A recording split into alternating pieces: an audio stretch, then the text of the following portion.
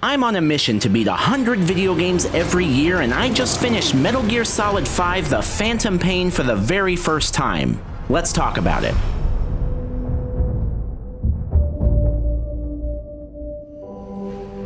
I've now finished every Metal Gear game since MGS1, and I'll admit I have a rocky history with this franchise, but I have to say, this is one of my very favorites. Historically, I've been conflicted because I love the stories, but I've always found the gameplay to be clunky and frustrating, especially when playing the first few games. But MGS5 has taken those usual hills and valleys and flipped them upside down. The gameplay succeeds in being much more modern and manageable without losing that unique tactical espionage quality it's always had. This really shines during the stealth segments, and the game is truly at its best when you're crawling around, scoring silent headshots and ducking one close call after another. But as fun as all of this is, it's dampened slightly by the obvious fact that the story isn't nearly as crazy or Kojima-like. My understanding is that Kojima left sometime during production, but I don't know when or what they finished after he left or any of those details. You can just tell that some of the plot doesn't have that special, insane quality you're used to in a Metal Gear game. In fact, at times it seemed like there was very little story at all, and the focus remained strictly on completing missions, although I know now that by killing a certain scantily clad NPC, I may have inadvertently eliminated some of that story myself. All in all, Phantom Pain had very different highs and lows than what I'm accustomed to for this series, but as someone who ultimately favors gameplay over story, the good outweighed the bad enough to make this my favorite Metal Gear game ever. Except for Revengeance.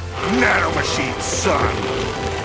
I ranked this 43 out of the 97 games I've beaten so far this year, and 220 out of 544 all time. I really do appreciate those of you that hit that like button if you enjoyed the video, and next up we'll be playing the brand new horror game Slitterhead as soon as it launches, so feel free to subscribe if you want to see where that ends up on the rankings once it's been beaten.